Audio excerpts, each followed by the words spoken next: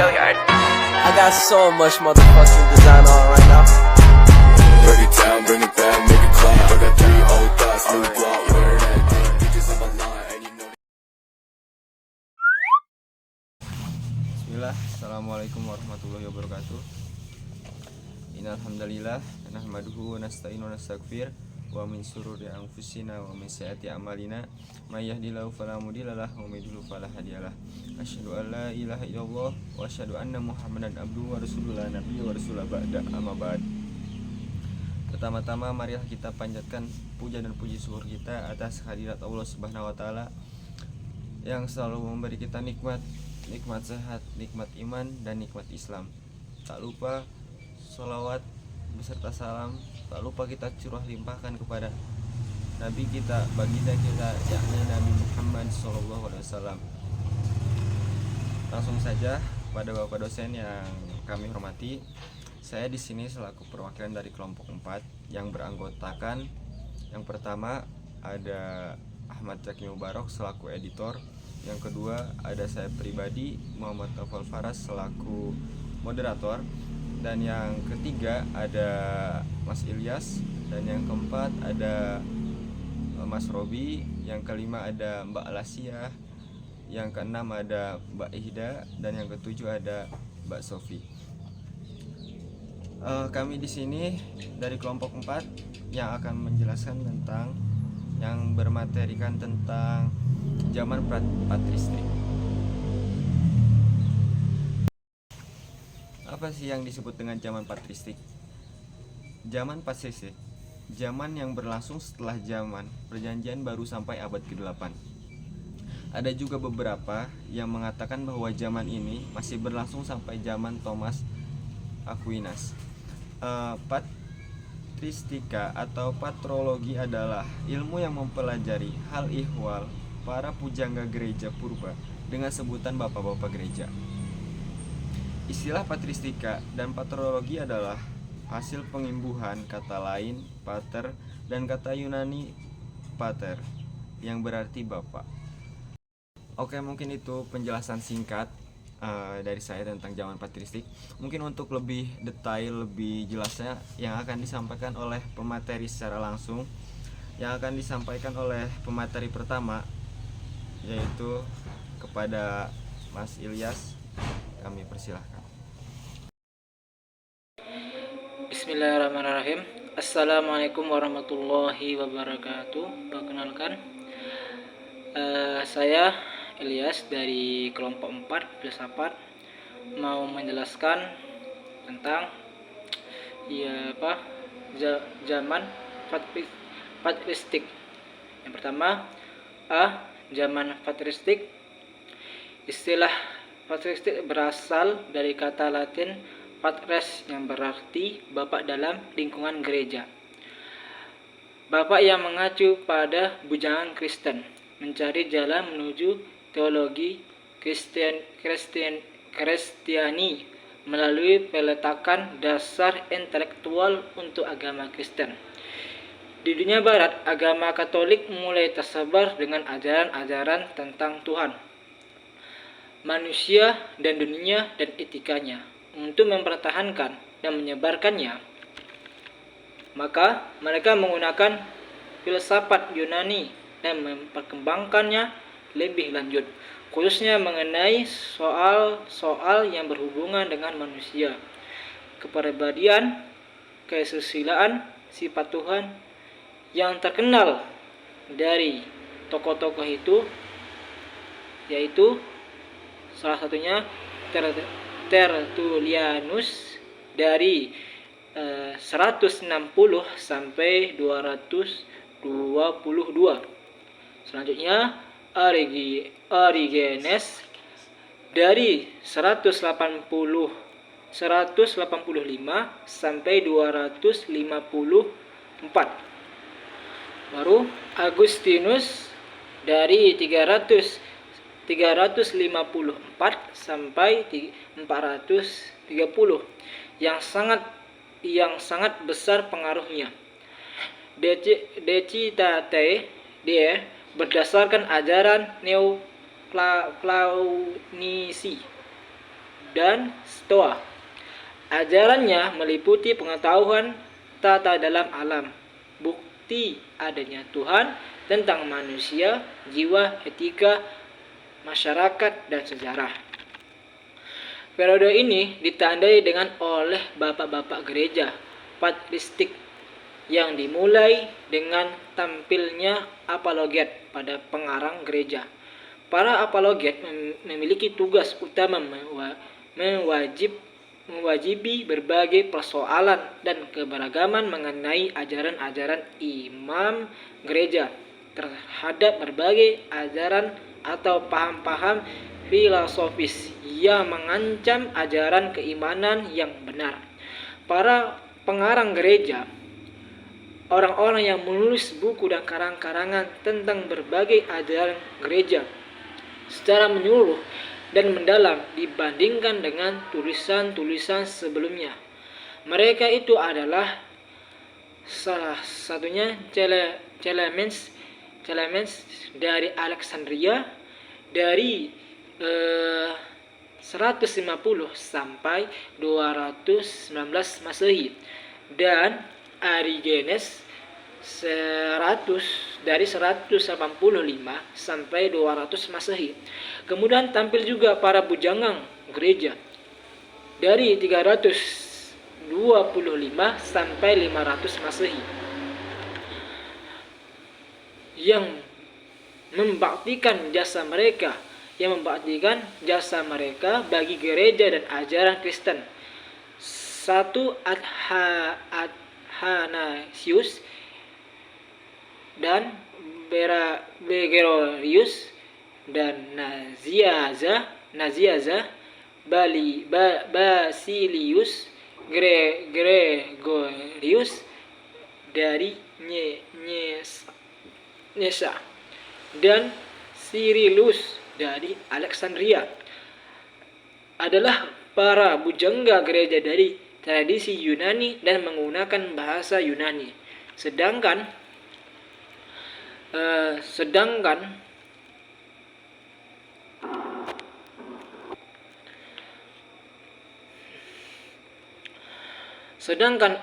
Aberorius dan Agustinus termasuk dalam tradisi Latin yang menggunakan bahasa Latin. Ajaran-ajaran mereka, terutama ajaran Agustinus, berkembang sangat luas dan sangat berpengaruh dalam diri para filsufat abad pertengahan. Masa Agustinus dari 354 sampai 330 Masehi sampai 1000 Masehi dikenal dalam sejarah filsafat sebagai periode transisi, dan para filsuf yang berkelompok dalam periode ini adalah Agustinus sendiri, Boethius dari 480 sampai 525 Masehi, dan John Scotus Erigena lahir 800 Masehi. Sekian, terima kasih yang saya presentasikan. Lebih kurangnya saya mohon maaf. Assalamualaikum warahmatullahi wabarakatuh. Bismillah, Assalamualaikum warahmatullahi wabarakatuh. Saya akan membacakan tentang kedudukan filsafat pada zaman patristik. Filsafat pada zaman ini berlangsung pada abad pertengahan, tepatnya pada tahun 100 sampai 700 Masehi. Namun pada sumber lain ada juga yang menyebutkan bahwa filsafat abad pertengahan dimulai sejak Plotinus. Pada Plotinus lahir tahun 204 Masehi. Karena filsafat ini berlangsung pada abad pertengahan, maka sangat erat berkaitannya dengan filsafat pada abad pertengahan, terutama terhadap tokoh-tokoh filsafat pada abad pertengahan, yakni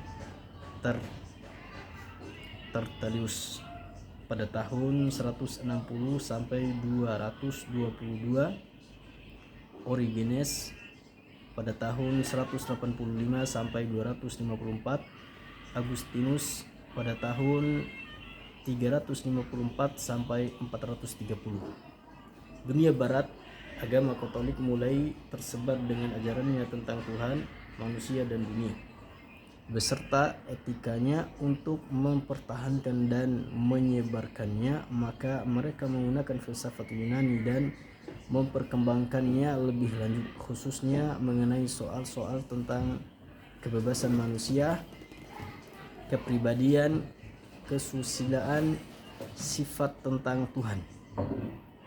Akal pada abad pertengahan ini benar-benar kalah. Hal itu kelihatan jelas pada filsafat Plotinus, Agustinus, Anselmus. Pada Aquinas, penghargaan terhadap akal muncul kembali, dan karena itu filsafatnya mendapat kritikan. Sebagaimana telah dikatakan, abad pertengahan merupakan dominasi akal yang hampir 100% pada zaman Yunani sebelumnya, terutama pada zaman Sofis. Pemangsungan akal dengan jelas terlihat pada pemikiran Plotinus. Ia mengatakan bahwa Tuhan bukan untuk dipahami, melainkan untuk dirasakan. Oleh karena itu, tujuan dari filsafat adalah bersatu dengan Tuhan. Jadi dalam hidup ini, rasa itulah satu-satunya yang dituntun oleh kitab suci, pedoman hidup manusia. Filsafat rasional dan sains tidak penting mempelajarinya. Mereka merupakan usaha mubazir, menghabiskan waktu secara sia-sia, karena Simplicius, salah seorang pemikir zaman Plotinus, telah menutup sama sekali ruang gerak filsafat rasional. Iman telah menang mutlak. Karena iman harus menang mutlak, orang-orang yang masih menghidupkan filsafat atau akal harus dimusuhi. Maka pada tahun 415, Hypatia, seorang yang terpelajar ahli filsafat pada zaman Aristoteles, dibunuh. Tahun 529, Kaisar Justinus mengeluarkan undang-undang melarang filsafat. Agustinus mengganti akal dengan iman. Potensi manusia yang diakui pada zaman Yunani diganti dengan kuasa Allah. Ia mengatakan bahwa kita tidak perlu dipimpin oleh pendapat bahwa kebenaran itu relatif. Kebenaran itu mutlak, yaitu ajaran agama. Moral puncak pada dosa Adam. Kehidupan pertama adalah kehidupan terbaik. Hati memerlukan kehidupan demikian. Ia juga mengatakan bahwa mempelajari hukum alam adalah mubazir, memboroskan waktu. Ia berkutat bahwa bumi adalah pusat jagat raya. Intelektualisme tidak penting, yang penting adalah cinta kepada Tuhan. Tidak perlu dipikir, tanya diri Anda, siapa pencipta alam ini? Untuk itu hati bersih harus hidup, maka kehidupan berbujang adalah kehidupan terpuji. Manusia dilarang mempelajari astronomi. Mempelajari astronomi menjadikan manusia materialistis. Filsafat dan sains jangan disebut akal mati, hati menang. Ciri khas filsafat abad pertengahan terletak pada rumusan terkenal yang dikemukakan oleh sains Anselmus, yaitu credo ut intelligam, yang berarti iman terlebih dahulu, setelah itu mengerti. Imanilah terlebih dahulu, misalnya bahwa dosa warisan itu ada, setelah itu susunlah argumen untuk memahaminya. Mungkin juga untuk meneguhkan keimanan itu. Di dalam pengertian itu tersimpanlah pengertian bahwa seseorang tidak boleh mengerti atau paham terlebih dahulu, dan karena memahaminya lantas ia mengimaninya. Ini iman secara rasional. Dalam ungkapan ini, orang beriman bukan karena ia mengerti bahwa itu harus diimaninya, melainkan orang mengerti kalau mengimaninya. Sifat ini berlawanan dengan sifat filsafat rasional. Dalam filsafat rasional, pengertian itulah yang didahulukan. Setelah dia mengerti, barulah mungkin ia diterima, dan kalau mau diimani, mungkin mungkin mengikuti inilah, maka filsafat abad pertengahan terletak pada ungkapan itu. Apakah kaidah ini, iman agar mengerti, dapat dianggap sebagai rumus filsafat yang dianggap umum? Jawaban yang jelas atas pertanyaan ini sulit dikemukakan. Yang dapat dikemukakan adalah bahwa kaidah ini kurang dianut juga dalam filsafat Islam. Contoh yang menonjol dalam filsafat Islam adalah Al-Ghazali. Di dalam perbandingan ini kita akan menemukan keganjilan mengapa penerapan kaidah itu dalam Kristen menimbulkan akibat sains. Perkembangan pemikiran Islam tidak menyebabkan tersedatnya perkembangan filsafat dan sains dalam Islam. Kelemahan dalam filsafat Kristen pada abad pertengahan adalah sifatnya yang terlalu yakin terhadap penafsiran teks kitab suci. Penafsiran sebenarnya tidak lebih berarti daripada sekedar filsafat juga. Jadi penafsiran pada dasarnya bersifat relatif, kebenarannya tidak absolut, karena filosof pada zaman itu rata-rata menjabat sebagai orang suci atau saint, maka filsafat mereka menempati pengertian agama yang absolut dalam dirinya. Inilah barangkali yang menjadikan tekanan-tekanan psikologis maupun fisis terhadap tokoh lain yang pemikirannya berbeda dengan pemikiran filosof gereja. Pada abad pertengahan itu agama Kristen boleh dikatakan bukan lagi kitab suci, melainkan penafsiran kitab suci oleh para sains tersebut berdasarkan pemikiran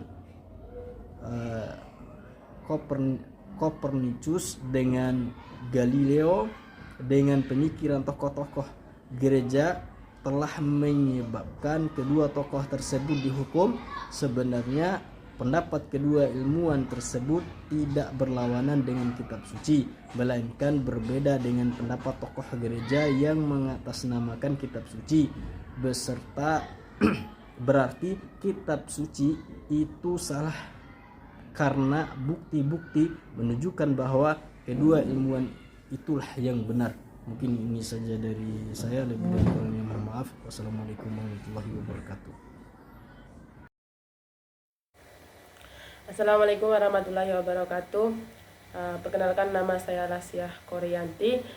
Saya akan menjelaskan tentang tokoh-tokoh patristik dan perannya, yaitu tentang Agustinus.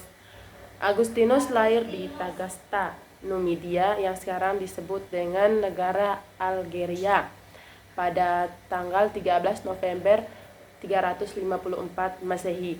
Tak kala berumur 11 tahun, ia dikirim ke sekolah Madaurus.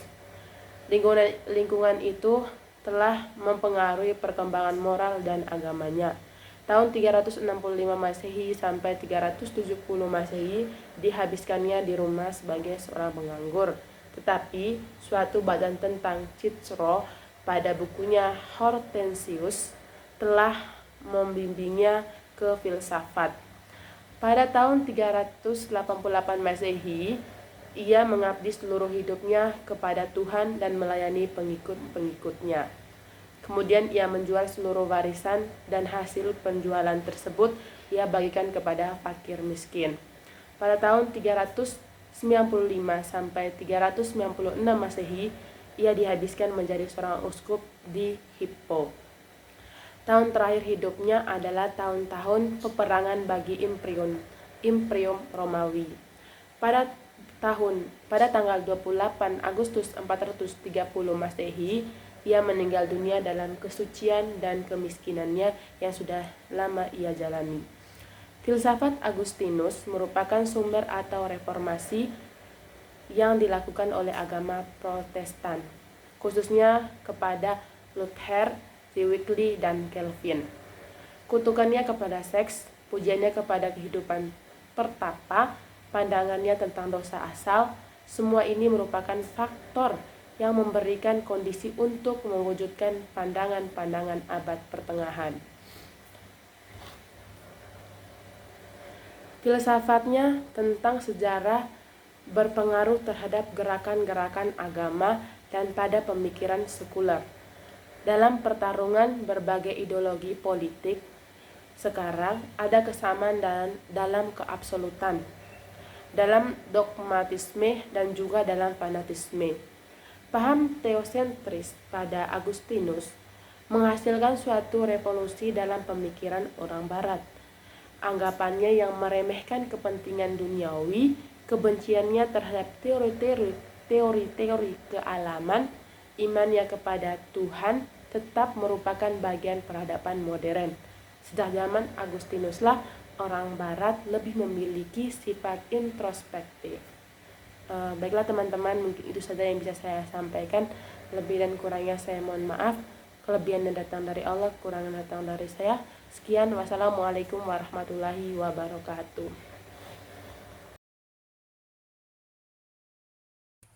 Assalamualaikum warahmatullahi wabarakatuh. Perkenalkan, nama saya Ida Nur Izzatiluyun dari kelompok 4. Untuk mata kuliah filsafat di sini saya akan menjelaskan tentang pengertian Anselmus.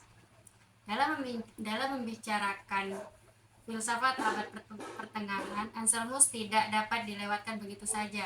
Tokoh inilah yang mengeluarkan credo Vitae Intelligam yang dapat dianggap merupakan ciri utama filsafat pada abad pertengahan.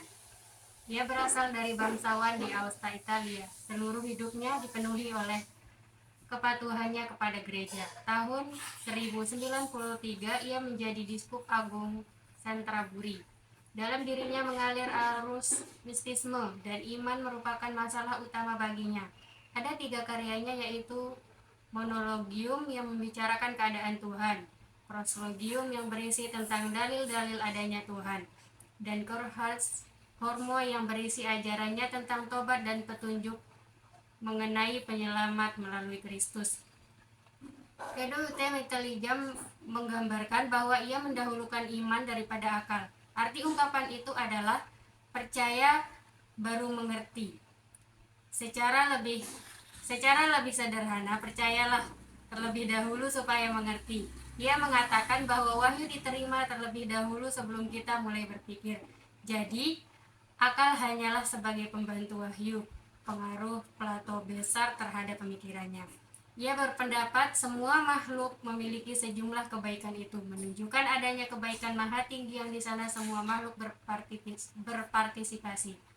Tuhan itu kebesarannya tidak berpikir atau kebesarannya maha besar. Itu tidak mungkin hanya ada dalam pikiran, ia juga ada dalam kenyataan. Jadi, benar-benar di luar pikiran. Tuhan maha besar, ada dalam pikiran dan ada juga di luar pikiran. Secara kasar argumen ini mengajarkan bahwa apa yang dipikirkan berarti objek ini benar-benar ada. Tidak mungkin ada sesuatu yang hanya ada dalam pikiran tetapi di luar pikiran. Objek institut itu ada. Tentang penyelamatan ajarannya, sama dengan filsuf abad pertengahan lainnya, manusia celaka karena jatuhnya Adam memang karena dikehendaki oleh Tuhan. Penyelamatan hanya diperoleh melalui Kristus. Mungkin sekian yang dapat saya sampaikan tentang Anselmus. Wassalamualaikum warahmatullahi wabarakatuh. Tokoh filsafat pada zaman patristik yang ketiga yaitu Thomas Aquinas, tahun 1225 sampai 1274 Masehi. Ia lahir di Roccasecca, Italia, pada tahun 1225 dari keluarga bangsawan, baik bapaknya maupun ibunya. Melalui gurunya, Albertinus Magnus, Aquinas belajar tentang alam. Ia berfilsafat lebih empiris daripada orang-orang yang diikutinya. Dikatakan demikian karena ia lebih banyak menggunakan observasi terhadap alam dalam menopang argumen-argumennya. Sekalipun demikian, kita tidak dapat mengatakan bahwa Aquinas menganggap bahwa penjelasan naturalis lebih tinggi daripada atau setingkat dengan penjelasan metafisika. Dalam hal kosmologi, ia masih menganut hipotesis geosentris. Dalam teorinya mengenai pengetahuan, Aquinas dibimbing pandangannya bahwa pikir atau reason dan iman adalah tidak bertentangan. Akan tetapi, di mana batas kedua-duanya, Menurut pendapatnya, semua objek yang tidak dapat diindra tidak akan dapat diketahui secara pasti oleh akal. Oleh karena itu, kebenaran ajaran Tuhan tidak mungkin dapat diketahui dan diukur dengan akal. Kebenaran ajaran Tuhan diterima dengan iman. Sesuatu yang tidak dapat diteliti dengan akal adalah objek iman. Pengetahuan yang diterima atas dasar iman tidaklah lebih rendah daripada pengetahuan yang diperoleh dengan akal. Paling tidak, kebenaran yang diterima oleh akal tidak akan bertentangan dengan ajaran wahyu. Oke, jazakumullah khairan kasiron kepada pemateri yang sudah menjelaskan secara detail tentang apa itu zaman patristik. Kesimpulannya, istilah patristik berasal dari kata lain patres yang berarti bapak dalam lingkungan gereja. Bapak yang mengacu pada pujangga Kristen mencari jalan menuju teologi Kristiani melalui peletakan dasar intelektual untuk agama Kristen. Dunia Barat, agama Katolik mulai tersebar dengan ajarannya tentang Tuhan, manusia, dan dunia, beserta etikanya untuk mempertahankan dan menyebarkan. Maka mereka menggunakan filsafat Yunani dan memperkembangkannya lebih lanjut, khususnya mengenai soal-soal tentang kebebasan manusia, pribadi, kesusilaan, sifat tentang Tuhan. Kemudian tokoh-tokoh filsafat pada zaman patristik dan peranannya. Ada 3 tokoh, yaitu pertama Agustinus, yang kedua Anselmus, yang ketiga Thomas Aquinas. Mungkin itu yang dapat kami sampaikan. Bila ada kurangnya kami mohon maaf. Wabillahi taufiq wal hidayah. Wassalamualaikum warahmatullahi wabarakatuh. I just don't wanna miss you tonight, and I don't want the world to see me, 'cause I don't think that they understand when everything